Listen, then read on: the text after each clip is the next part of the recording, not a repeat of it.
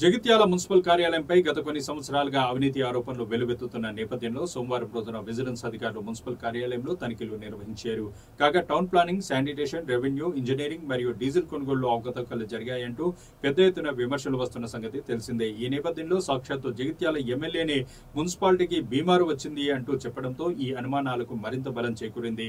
దాంతో 2023లో జరిగిన కౌన్సిల్ సమావేశంలో పలువురు కౌన్సిలర్లు మున్సిపల్ అవినీతిపై కమిషనర్ దృష్టికి తీసుకెళ్లారు. కాగా కమిషనర్ ఎలాంటి చర్యలు తీసుకోకపోవడంతో కౌన్సిల్ సభ్యులు విజిలెన్స్ అధికారులకు ఫిర్యాదు చేశారు.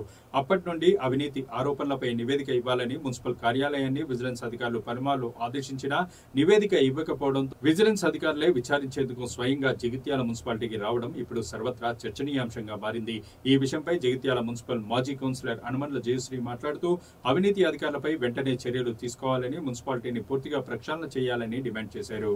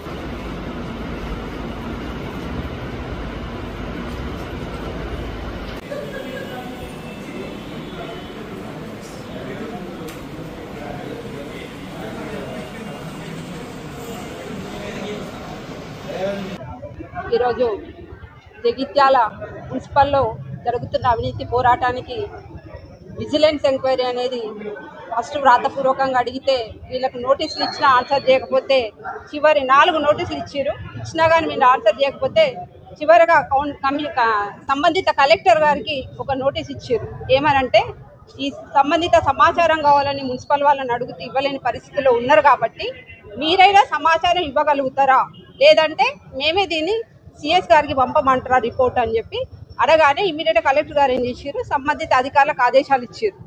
ఏమన్నా ఉంటే సమాచారం తీసుకెళ్ళి అప్పచెప్పండి, అప్పచెప్తే సమాచారం కరెక్ట్ ఉందా లేదా వెరిఫై చేసుకుంటారు వాళ్ళంటే వీళ్ళు ఇచ్చిన సమాచారం వాళ్ళకి సాటిస్ఫై కాలేదు కాబట్టి వాళ్ళకి ఖచ్చితంగా ఇలా అవినీతి జరిగిందని వాళ్ళకి అనిపించి ఫీల్డ్ మీదకి ఈరోజు రావడం జరిగింది. దాదాపు ఒక 28 మంది విజిలెన్స్ ఆఫీసర్స్ వచ్చి జగిత్యాల మున్సిపల్ మీద రాయిడ్ చేస్తున్నట్టే జగిత్యాల మున్సిపల్ పరిస్థితి ఏంటనేది ప్రజలందరికీ అర్థమయ్యే పరిస్థితిలో ఏర్పడ్డది.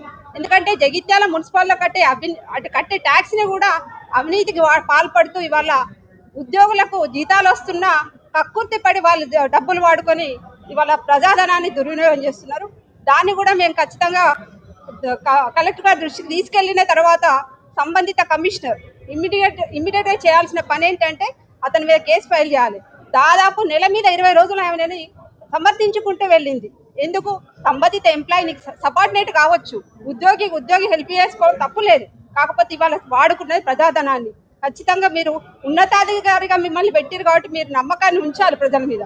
కానీ ఈరోజు ఏం చేశారు, మీరు ఏం చేయలేదు కాబట్టి ఒట్టి సస్పెండ్ చేసి వదిలిపెట్టారు. సస్పెండ్ చేయాల్సింది 10 కాదు కదా, కేసు ఫైల్ చేయాలి, ఆయన మీద యాక్షన్ తీసుకోవాల్సింది.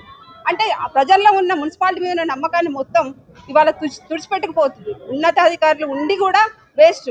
అధికారి ఎప్పుడైనా కానీ కమిషనర్ ఛాంబర్లో కూర్చోవాలి, కానీ ఎప్పుడు పోయినా కమిషనర్ ఛాంబర్లో ఉండదు, కేవలం సెక్షన్లలో కూర్చొని టైం పాస్ చేసి వెళ్ళిపోతుంది.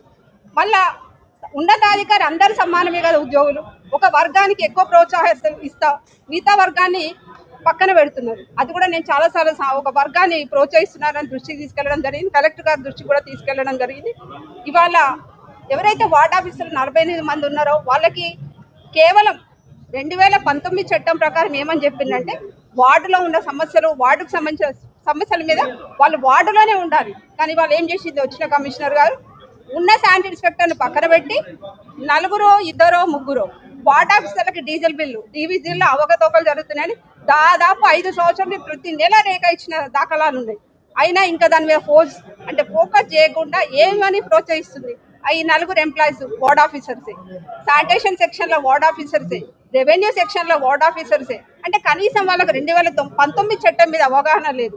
అట్లాంటి వ్యక్తులను తీసుకొచ్చి కూర్చోబెట్టింది. వాళ్ళది ప్రొబిషన్ పీరియడ్, 2 సంవత్సరాల ప్రొబిషన్ పీరియడ్లో వాళ్ళు ఒకవేళ ఏదైనా తప్పు చేసి ఉద్యోగం కోల్పోతే ఎవరు దాని మీద బాధ్యత తీసుకుంటారు? కలెక్టర్ గారు తీసుకుంటారా, కమిషనర్ గారు తీసుకుంటారా? ఉన్నతాధికారి ఎప్పుడు కూడా ఖచ్చితంగా ఏం జరుగుతుంది, వాళ్ళ 5 మున్సిపాలిటీలకు సంబంధించిన బాధ్యత కలెక్టర్ గారికి ఉంటుంది.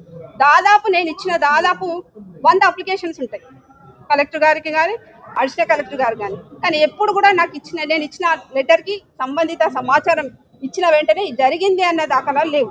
నాకు సంబంధిత అడిషనల్ కలెక్టర్ గారే లెటర్ ఇచ్చారు. మేము ఇచ్చిన లెటర్ మీద గతంలో ఒక 20 మందిని రిక్రూట్ చేసుకున్నారు లేబర్ని.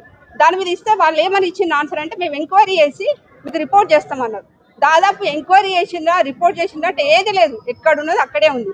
అంటే ప్రజల్లో మున్సిపాలిటీ మీద నమ్మకాన్ని కోల్పోకుండా ఉండాలంటే ఖచ్చితంగా ఉన్నతాధికారులు మున్సిపాలిటీ మీద దృష్టి పెట్టి జరుగుతున్న అక్రమాలకు అడ్డుకట్ట వేయాలని ప్రజలందరూ మిమ్మల్ని కోరుతున్నారు. సార్, ఇప్పటికైనా మీరే పూర్తి స్థాయిలో విచారణ మీరైనా జరిపించి సంబంధిత ఉద్యోగుల మీద యాక్షన్ తీసుకొని ముఖ్యంగా జగిత్యాల పట్టణంలో నివసించే అధికారులను మాత్రం జగిత్యాలలో ఉంచకుండా సంబంధిత మున్సిపాలిటీకి డిప్యుటేషన్ మీద వేసి వేరే వాళ్ళని జగిత్యాల మున్సిపాలిటీకి తీసుకురావాల్సిందిగా మేము మీడియా ద్వారా మీకు తెలియజేస్తున్నాం.